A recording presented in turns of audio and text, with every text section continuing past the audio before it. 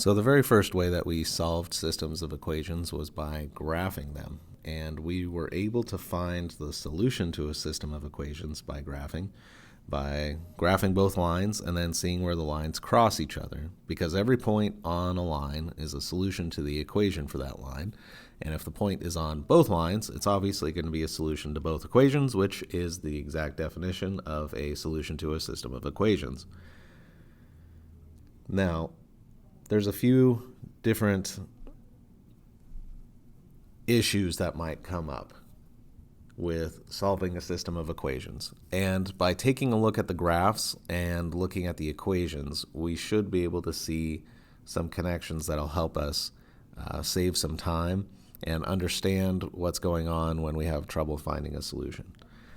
So again, looking at this one, my point of intersection, that point right there, that's going to be the solution to this system of equations.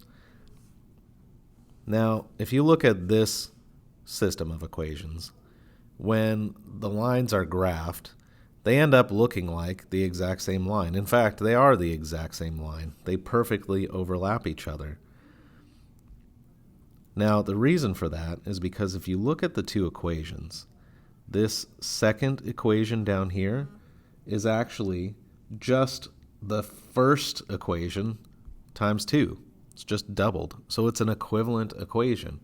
And since equivalent equations have the same solutions, then obviously they're going to have the same lines because every single point on the line is going to be a solution. Now this one over here, if you take a look, the lines are parallel to each other. They have no solutions in common. And if you look at the system of equations, it's kind of interesting. The left sides are exactly the same, but the right sides are completely different. Now, another way you might see this is if like the left side is a multiple of the first equation, but then the right side is not a multiple. And what that shows you is that the two equations are not equivalent equations.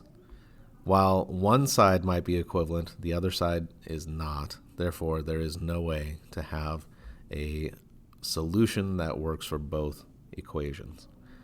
So, May is given these two systems of linear equations to solve. She analyzed them for a moment, and then, without graphing the equation, she said, I got it. One of the systems has no solution, the other has infinitely many. She's right.